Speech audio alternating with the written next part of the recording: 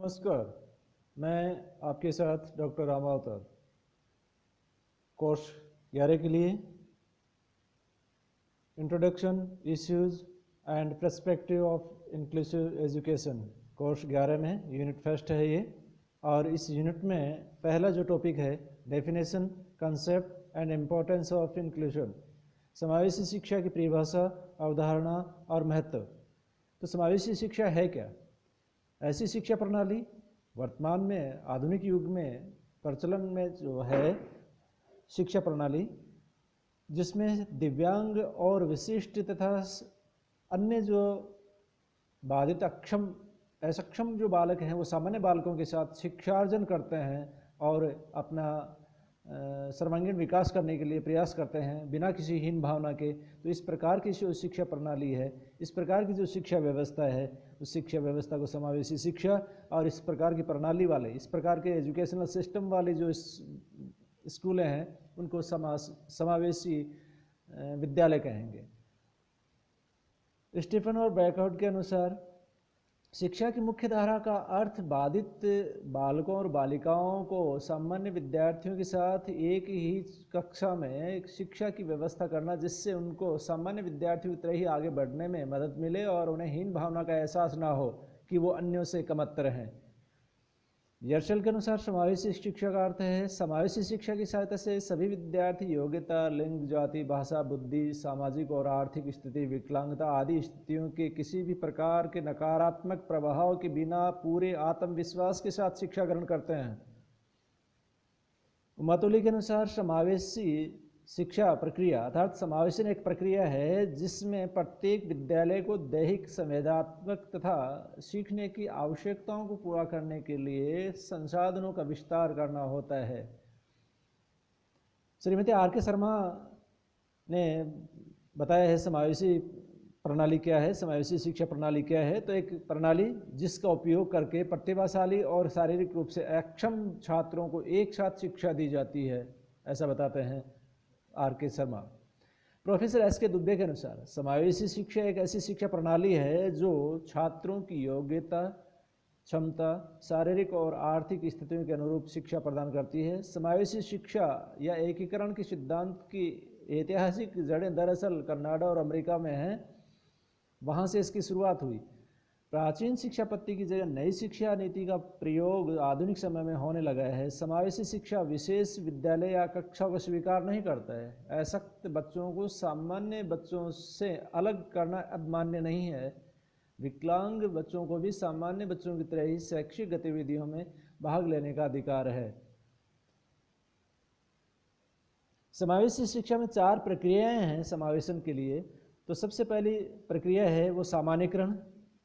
इसमें ऐसी प्रक्रिया जिसमें अर्थात वह प्रक्रिया जो प्रतिभाशाली बालकों तथा छात्रों को जहाँ तक संभव हो कार्य सीखने के लिए सामान्य सामाजिक वातावरण पैदा करे।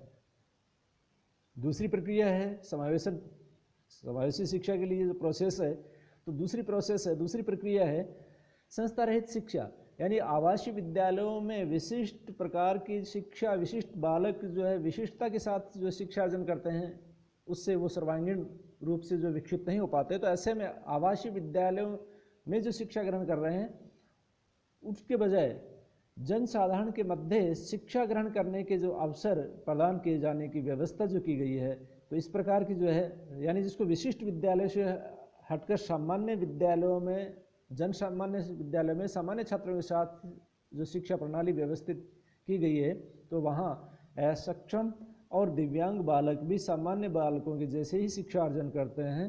तो ये है संस्था रहित शिक्षा प्रोसेस, जिसको सामान्य विद्यालय में अध्ययन करवाया जाता है, शिक्षण अभ्यास करवाया जाता है। तीसरी प्रक्रिया है शिक्षा की मुख्य धारा। शिक्षा की मुख्य धारा वह प्रक्रिया है जिनमें प्रतिभाशाली बालकों को सामान्य बालकों के साथ दिन प्रतिदिन शिक्षा अर्थात दैनिक रूप से शिक्षा के माध्यम से आपस में संबंधित रखते हैं। तो एक दूसरे के साथ अंतर संबंधित रहते हैं, सोशल नेटवर्किंग रहता है, और असक्षम और दिव्यांग बालक जो है वो मोरलप रहते हैं, अर्थात यूँ कहेंगे उनकी जो है हौसला अफजाई होती रहती है, अपने आप को वो हीन ना समझकर सामान्य बालकों जैसे ही समझते हैं, और ऐसी स्थिति में उनका मनोविज्ञान मजबूत रहता है और वो मजबूती के साथ और ज़्यादा पुरुषार्थ के साथ आगे जो है कर्मठता से काम करते हैं, अचीवमेंट लेते हैं। चौथी प्रक्रिया है समावेशन। समावेशन वह प्रक्रिया है जो प्रतिभाशाली और विशिष्ट बालकों को प्रत्येक दिशा में सामान्य कक्ष में उनकी शिक्षा के लिए लाती है। समन्वित पृथक्करण के विपरीत है। यहाँ देखिए, समन्वित है, पृथक्करण के विपरीत है। पृथक्करण वह प्रक्रिया है क्या जिसमें समाज का विशिष्ट समूह अलग से पहचाना जाता है तथा धीरे धीरे सामाजिक तथा व्यक्तिगत दूरी उस समूह की और समाज के बीच बढ़ती चली जाती है।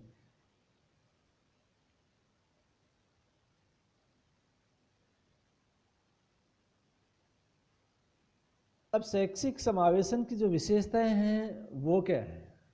शैक्षिक समावेशन की विशेषताओं में समावेशी शिक्षा प्रतिभाशाली, कमजोर और औसत हर वर्ग के बालक के लिए है। समेकित शिक्षा में बालकों के मानसिक स्तर का विशेष रूप से ध्यान रखा जाता है। जिन शिक्षण विधियों का प्रयोग किया जाता है इसमें समावेशी शिक्षण व्यवस्था में, वह अन्य शिक्षण विधियों से भिन्न होती है। जो छात्र सामान्य रूप से कार्य नहीं कर पाते, जैसे दिव्यांग छात्र, तो उनके लिए इसमें विशेष प्रकार की व्यवस्था होती है। समावेशी शैक्षिक समावेशन में छात्रों में आत्मविश्वास की भावना का उदय होता है। खुद की दिव्यांगता पर जैसे दया भाव नहीं रहता, वे स्वयं को आम बालकों जैसे ही समझते हैं, अर्थात दिव्यांग और असक्षम जो बालक हैं वो हीनताग्रस्त नहीं, हीन भावनाग्रस्त नहीं होते हैं। अब समावेशी शिक्षा के सिद्धांत। बालकों में एक जैसी अधिगम की प्रवृत्ति है, अर्थात सभी में सीखने की एक जैसी आदतें हैं, चाहे वो दिव्यांग है, फिजिकली असक्षम है लेकिन सीखना चाहता है। बालकों को समान शिक्षा का अधिकार है, यानी सभी बालकों को अनिवार्य बाल अधिकार अधिनियम अर्थात अनिवार्य शिक्षा अधिकार अधिनियम के तहत सभी बालकों को एक जैसी सहूलियत मिलनी चाहिए हर किसी परिस्थिति में। ये व्यवस्था शासकीय तौर पर भी की जाती है, सामाजिक स्तर पर भी हम इन आकांक्षाओं यानी राजकीय या सरकारी आकांक्षाओं के अनुरूप हमें ये व्यवस्था की जानी चाहिए कि एक असक्षम और दिव्यांग बालक भी महत्वाकांक्षी उतना ही होता है और उसी ललक से सीखना चाहता है जिस ललक से, जिस जिज्ञासा से सामान्य बालक सीखना चाहते हैं। सभी राज्यों का ये दायित्व है कि वह सभी वर्गों के लिए यथोचित स्थान और सामग्री, धन तथा सभी संसाधन उपलब्ध करवाकर स्कूलों के माध्यम से उनकी गुणवत्ता में सुधार करके आगे उनको बढ़ाएं। अगला सिद्धांत है शिक्षण के सभी वर्गों, शिक्षक, परिवार तथा समाज का दायित्व है, यानी हर कहीं सीखता है बालक, किसी भी प्रकार की किसी भी श्रेणी का बालक और किसी भी सामाजिक समूह का बालक, किसी भी प्रकार की शारीरिक व्यवस्थाओं वाला बालक, जिसको अपन असामान्य या एबनॉर्मल जो बालक होता है उसको दिव्यांग कह सकते हैं, फिजिकली हैंडीकैप्टेड कह सकते हैं, यानी शारीरिक रूप से असक्षम है, वो भी सीखना चाहता है। तो सीखने के लिए हर स्तर पर और किसी भी आयाम से अच्छी तरह से उनकी सहायता की जानी चाहिए। ये दायित्व है किसका? सामाजिक वर्गों का, अभिभावकों का, शिक्षकों का, परिवार का और संपूर्ण समाज का। तो एक मंच पर, एक छत के नीचे, एक जैसी महत्वाकांक्षाओं के साथ बालक बिना किसी हीनता के, बिना किसी हीन भावना के सामान्य बालकों के साथ दिव्यांग और असक्षम बालक शिक्षार्जन करते हुए जिन व्यवस्थाओं में शिक्षार्जन करते हैं, तो ये सब सारी प्रणाली जो है समावेशन प्रक्रिया जो है, और ये सिद्धांत है, इन सिद्धांतों को ध्यान में रखते हुए जो है समावेशन शिक्षा अर्थात समावेशी शिक्षा व्यवस्था की जो अरेंजमेंट किया जा सकता है। समावेशी शिक्षा का महत्व, तो समावेशी शिक्षा का महत्व और आवश्यकता क्या है? समावेशी शिक्षा अन्य छात्रों को अपनी उम्र के साथ कक्षा के जीवन में भाग लेने और व्यक्तिगत लक्ष्यों पर काम करने हेतु अभिप्रेरित करती है। यानी एक जैसी अवस्था आयु वर्ग के बालकों को उस कक्षा में भाग लेने के लिए व्यक्तिगत लक्ष्यों पर काम करने के लिए प्रेरित करती है, मोटिवेट करती है।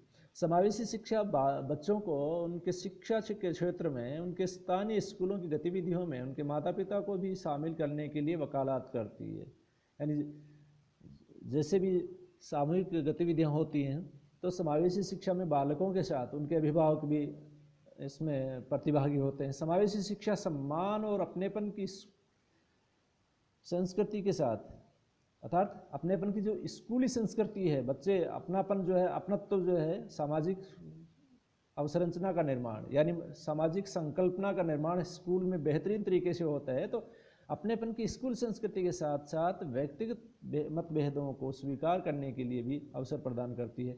यानी व्यक्तिगत मतभेद होते हैं, अपनेपन की स्कूल संस्कृति होती है, उसमें व्यक्तिगत मतभेद भी होते हैं। वो क्यों होते हैं? इन बातों को स्वीकार करने के लिए जो है समावेशी शिक्षा। समावेशी शिक्षा अन्य बच्चों को अपने स्वयं के व्यक्तिगत आवश्यकताओं और क्षमताओं के साथ प्रत्येक का एक व्यापक और विविधता के साथ दोस्ती का विकास करने की क्षमता विकसित करती है। समावेशी शिक्षा प्रत्येक बालक के लिए उच्च और उचित उम्मीदों के साथ, यानी महत्वाकांक्षा, उच्च उम्मीद जिसको कह सकते हैं, महत्वाकांक्षा के साथ उनकी व्यक्तिगत शक्तियों का विकास करती है। महत्वाकांक्षा के अनुसार उनकी व्यक्तिगत यानी व्यक्तिगत क्षमताएं विकसित करें तो उनकी महत्वाकांक्षाएं पूरी होंगी। प्रत्येक बालक स्वाभाविक रूप से सीखने के लिए अभिप्रेरित होता है, चाहे वो किसी भी व्यवस्था वाला बालक हो। अब किसी भी व्यवस्था वाला बालक होने का अभिप्राय ये है कि वो सामान्य है, सामान्य से सीखने वाला है, तेज गति से सीखने वाला है, या स्लो लर्नर है, लेकिन बालक है, जिज्ञासु वो है। अगर उसको मानवीय आचरण के साथ शिक्षा प्रदान की जाए तो वो सीखने की मुख्य धारा में आ जाता है। या फिर शारीरिक रूप से अक्षम और दिव्यांग बालक हैं, वो भी लगातार सीखते रहने के लिए लालायित रहते हैं, जिज्ञासु रहते हैं, प्रयासरत रहते हैं। समावेशित शिक्षा सम्मान और अपनेपन की विद्यालय संस्कृति के साथ साथ व्यक्तिगत मतभेदों को स्वीकार करती है और उसके स्वीकार करने के लिए अवसर प्रदान करती है। समावेशित शिक्षा बालकों को अन्य बालकों के साथ कक्षा गतिविधियों में भाग लेने और व्यक्तिगत लक्ष्यों पर कार्य करने के लिए अभिप्रेरित करती है। समावेशित शिक्षा बालकों की गतिविधियों में उनके माता पिता और अभिभावकों को सम्मिलित करती है। तो इस प्रकार समावेशी शिक्षा जो है समाज के सभी बच्चों को शिक्षा की मुख्य धारा से जोड़ने की बात का समर्थन करती है। यह सही अर्थों में, सही मायने में सर्व शिक्षा जैसे शब्दों का ही रूपांतरित स्वरूप है, जिसके लिए कई उद्देश्यों में से एक उद्देश्य है विशेष आवश्यकता वाले। यानी यहाँ समावेशी शिक्षा के कई उद्देश्य हैं, लेकिन उनमें से विशेष उद्देश्य ये है कि मुख्य उद्देश्य है इसमें समावेशी शिक्षा में कि विशेष आवश्यकता वाले बच्चों की शिक्षा। लेकिन दुर्भाग्यवश हम इसके विस्तृत अर्थ को पूर्ण तरीके से समझने की कोशिश करते हुए इस समावेशी शिक्षा का अर्थ प्रमुखता से केवल विशेष आवश्यकता वाले बच्चों की शिक्षा से ही लगाते हैं, जो कि पर्याप्त अर्थों में नहीं है। क्योंकि समावेशी शिक्षा एक उद्देश्य तो विशेष आवश्यकता वाले बच्चों की शिक्षा से है, लेकिन इसका संपूर्ण उद्देश्य विशेष आवश्यकता वाले बच्चों की शिक्षा ही नहीं, उनका सर्वांगीण विकास भी है। शिक्षा में समावेश के आधार। शिक्षा में समावेश के आधार क्या हैं? तो प्रत्येक बालक स्वाभाविक रूप से सीखने के लिए अभिप्रेरित होता है। तो ये नंबर 2, बालकों के सीखने के तौर तरीकों में विविधता होती है। अनुभवों के द्वारा, अनुकरण के माध्यम से, चर्चा, प्रश्न पूछना, सुनना, चिंतन, मनन, खेल क्रियाकलापों, छोटे व बड़े समूहों में गतिविधियों में भाग लेना इत्यादि तरीकों के माध्यम से, ये जो आयाम है इनके माध्यम से बालक अपने आसपास के परिवेश में जो है रुचि रखते हैं, उनके बारे में जानते हैं। इसके लिए प्रत्येक बालक को सीखने सिखाने के क्रम में समुचित अवसर प्रदान करना आवश्यक होता है। बालकों को सीखने में या बालकों को सीखने से पूर्व सिखाने के लिए तैयार करना आवश्यक होता है। यानी वो सीखने के लिए तैयार हो, ऐसी व्यवस्था, तो सिखाने के लिए तैयार किया जाना आवश्यक है। इसके लिए सकारात्मक वातावरण निर्मित करने की जरूरत होती है। बालक उन्हीं सीखी हुई बातों के साथ अपना संबंध स्थापित कर पाता है जिनके बारे में उसके अपने परिवेश के कारण भली भांति समझ विकसित हो चुकी है। यानी अपने प्रीवियस अपने एनवायरनमेंट के बारे में के चारों तरफ जो परिस्थिति है उनके बारे में जो समझ विकसित हो चुकी है, उन्हीं से अपना जो तारतम्यता अपने जीवन में उनसे संबंध या सामान्यकरण स्थापित कर पाता है। पांचवा जो आधार है, सीखने की प्रक्रिया विद्यालय के साथ विद्यालय के बाहर भी चलती रहनी चाहिए। अतः सीखने सिखाने की प्रक्रिया को इस प्रकार व्यवस्थित किए जाने की आवश्यकता है जिससे बालक पूर्ण रूप से उसमें सम्मिलित हो जाए और उसके बारे में अपने आधार पर अपने समझ विकसित करे। सीखने सिखाने की प्रक्रिया आरंभ करने से पूर्व बालक के सामाजिक, सांस्कृतिक, आर्थिक, भौगोलिक व राजनीतिक परिप्रेक्ष्य को जानना आवश्यक होता है। प्रत्येक बालक की विविधता के प्रति आदर भाव जो है वो रखना बेहद आवश्यक होता है।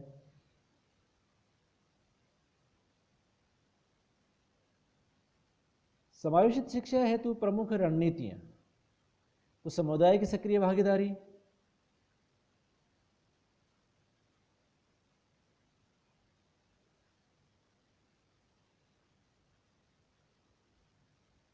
बालकों को शिक्षा चाहे वह किसी भी स्तर पर दी जाए, किसी भी स्तर की हो, उसमें विद्यालय के वातावरण का पूरा योगदान होता है। विद्यालय का वातावरण ही कुछ चीज़ों की शिक्षा बालकों को स्वयं भी देता है। समावेशित शिक्षा के लिए यह आवश्यक है कि विद्यालय का वातावरण सुखद और स्वीकार्य होना चाहिए। इसमें समुदाय की सहभागिता भी होनी चाहिए। शिक्षकों का पर्याप्त प्रशिक्षण इसके लिए होना चाहिए। शिक्षक समन्वित रूप से सभी बालकों को सामान्य और असक्षम और फिजिकली हैंडीकैप्टेड या विशिष्ट और दिव्यांग और असक्षम और सामान्य बालकों को एक जैसी शिक्षण विधियों से शिक्षणाभ्यास करवा सकें, इस प्रकार की व्यवस्था, इस प्रकार का प्रशिक्षण शिक्षकों का होना चाहिए।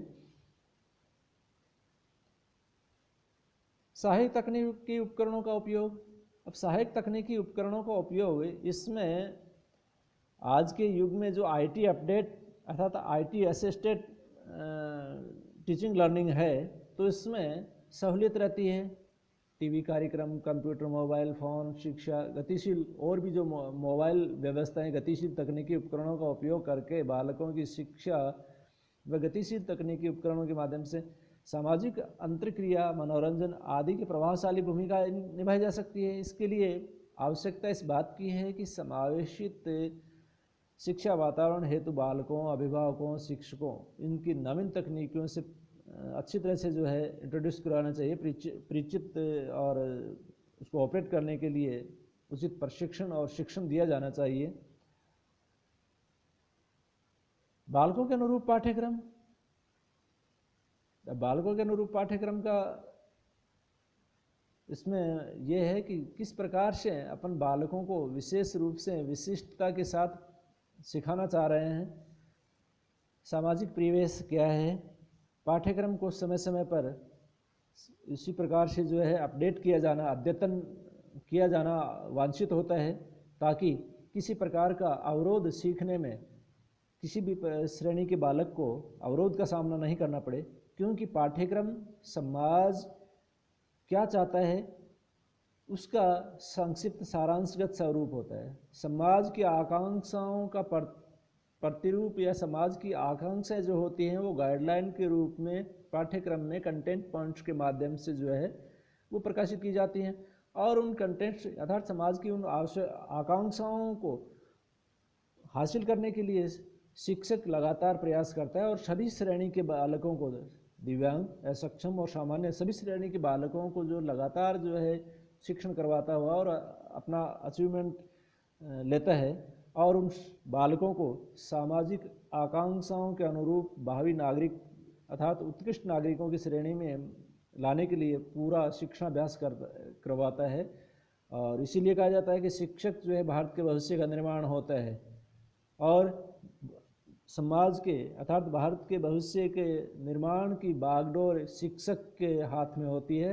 या यूँ कहें कि शिक्षक विद्यालय की चारदीवारी में भारत के भविष्य का गठन करता है, निर्माण करता है। तो कंटेंट जो है अर्थात विषय वस्तु, पाठ्य वस्तु और करिकुलम, तो पाठ्यक्रम जो विस्तृत रूप से समाज की आकांक्षाएं होती हैं, हर प्रत्येक विशिष्ट क्षेत्र में कि इस क्षेत्र में इतना अचीवमेंट, इस स्तर तक के कक्ष के बालक बालिकाओं को इतना अचीवमेंट हासिल किया जाना वांछित होता है। तो इस प्रकार से जो समावेशी विद्यालय होते हैं उनमें समन्वित रूप से, अर्थात यूँ कहें कि इंक्लूजन समावेश करके सब श्रेणी के बालकों को और समाज की आकांक्षाओं के अनुरूप वो नागरिक जो तैयार किए जाते हैं, तो पाठ्यक्रम की बड़ी भूमिका होती है।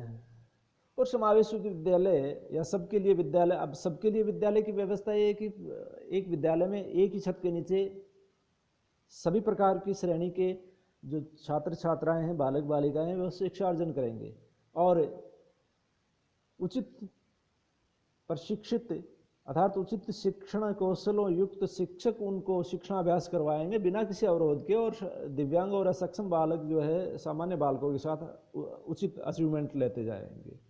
समावेशित विद्यालय का वातावरण सुखद होना चाहिए, सौहार्दपूर्ण होना चाहिए, प्रजातांत्रिक होना चाहिए और भौतिक सुविधाओं से प्रियपूर्ण होना चाहिए। भौतिक संसाधनों का किसी प्रकार का कोई अभाव नहीं होना चाहिए, अन्यथा असक्षम और दिव्यांग बालकों को सीखने में या विद्यालय सह शैक्षिक गतिविधियों के निर्वहन में जो है बाधा उत्पन्न होगी।